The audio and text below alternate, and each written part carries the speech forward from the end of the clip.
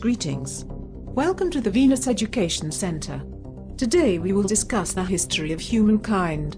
Specifically, how human beings moved away from the monetary system and embraced a resource-based economy. Our lesson begins 200,000 years ago.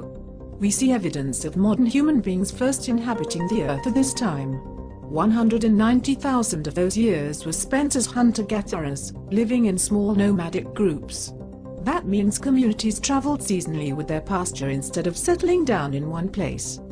The first great revolution came with the invention of agriculture, 10,000 years ago. Humans now lived as farmers in permanent settlements, and learned to domesticate animals. This led to the first surpluses, which then led to cities and civilization. The formation of states and military forces appeared 6 millennia ago, followed by the first expansive empires close to 3,000 years ago. These empires spread influential religions, such as Hinduism and Judaism. We saw the Middle Ages, from the 5th to the 15th century. The early European Renaissance is seen between the 14th to the 17th century. The 17th century brought about the scientific revolution. The Industrial Revolution appeared in the 18th and 19th centuries. The Information Age at the end of the 20th century would bring the global population together in the realization that we are all interconnected with one another. However, during the 1900s and into the early 21st century, human beings began to negatively alter the state of the Earth's ecosystems. In only 60 years, from the 1950s, the Earth experienced more severe environmental changes due to human influence, in comparison to their entire 200,000-year history. This period in history was incredibly wasteful. The monetary system fostered and rewarded a mentality of neglecting environmental responsibilities. Much of human life was corrupt. Half the world's poor lived in resource-rich countries. The richest 2% of the population held half of the world's wealth. World governments spent 12 times more on military spending than on aid to developing countries. 80% of the energy consumed came from fossil fuels, even though it was an outdated form of energy. Fear of scarcity and greed were created and amplified. The direct consequence of this was that humans had to compete with each other in order to survive. True change ultimately arose, not through politics or financial bailouts, but by a new way of distributing resources. In the year 2027, the monetary system completely collapsed. The world was essentially bankrupt. This historic collapse transpired due to the energy crisis, arable land depletion, along with the lack of clean water. These factors, coupled with the debt collapse, inflation problems, and the increasing rate of poverty, led to global, civil unrest and violence. World governments implemented a strategy called debt forgiveness, in which the debt people had yet to pay was eliminated in an attempt to save the system. Even though countries were saved, civilian uprising persisted. In the end, the efforts of world governments failed, as people accepted that it was time to move past the monetary system. With the education from the Venus Project, created by Jacques Fresco, much of the world's population was already aware of the next evolutionary step. The Venus Project spent decades informing people about the possibilities a resource-based economy could bring. A resource-based economy was designed and organized with the goal of taking care of humanity through a systems approach. It took into account the material needs of all the world's people, the science of production, and the most efficient means to optimize production distribution. Strategic preservation, safety, and efficiency were executed to ensure resources were used responsibly, and that goods were designed to last as long as possible. Ownership became an irrelevant human activity. The scientific method was applied to every aspect of society. Unlike religion or politics, science has no ego. It is inherently falsifiable. Science demands that its ideas be tested and replicated. Therefore, it is constantly evolving. Much like society, civilization was updated to present-day knowledge, to create the society we live in today.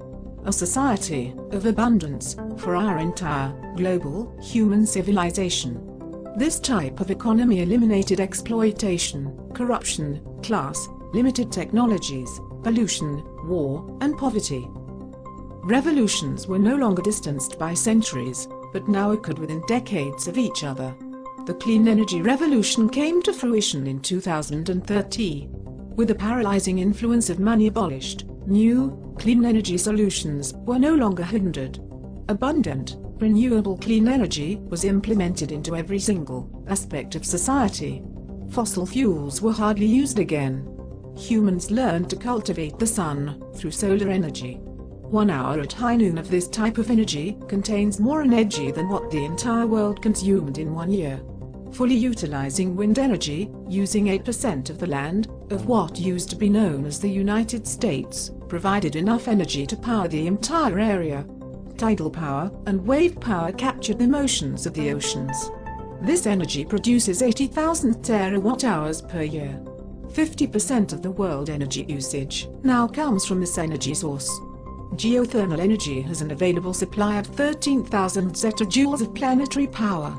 The entire world uses half a zetajoule a year, meaning 4,000 years of clean planetary power are available from this energy source alone. Geothermal energy regenerates itself. Therefore, it will power the Earth forever. Gas-powered automobiles, trains, and airplanes can now be seen in museums. Today, travel is achieved by maglev trains, which use magnets to propel people across the world. Early models ran at 4,000 miles per hour. This was to become the future of intercontinental travel. The mechanization revolution of 2040 saw the complete elimination of human labor. Up until this point, human beings were still involved in some capacity with labor activities. All human labor was now meticulously executed by machines. The nano-revolution of 2050 was astonishing. It brought about the mastery of arranging and rearranging atoms. Diseases were eradicated. Garbage, from a generation ago, was completely recycled into useful elements. Replicators could synthesize any food a person cared for. Nanotechnology became the engine of abundance. And what became known as the conscious revolution of 2080 came about due to an entire generation of people who grew up in a resource-based economy. This generation didn't strive to live a life of empty materialism. Instead, people enjoyed becoming scientists and problem solvers. They looked back at the previous generation with disbelief that the monetary system lasted as long as it did. For a while, it looked bleak for humankind. There was great uncertainty whether we would survive our infancy as a civilization. However, with the help of caring citizens of the Earth, the monetary system was eradicated and a resource-based economy was implemented. Humans now live cohesively with their global environment. In a constantly evolving society that is continuously updated with new information, new technologies, and new ideas, humankind survived and prospered.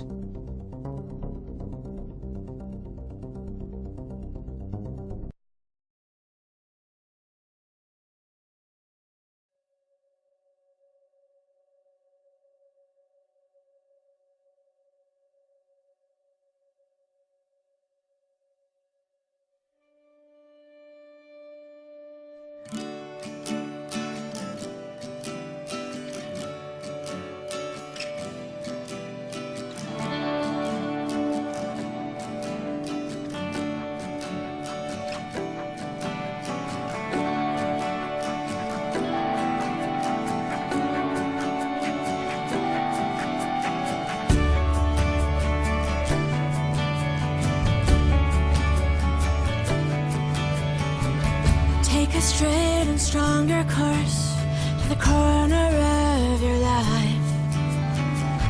Just remember that the goal is for us all to capture all we want. We have to don't surround yourself with yourself. Move on back to squares. Send an instant karma to me, and I shall live with love and care for yourself. 'Cause it's time and time with your time, and its news is captured.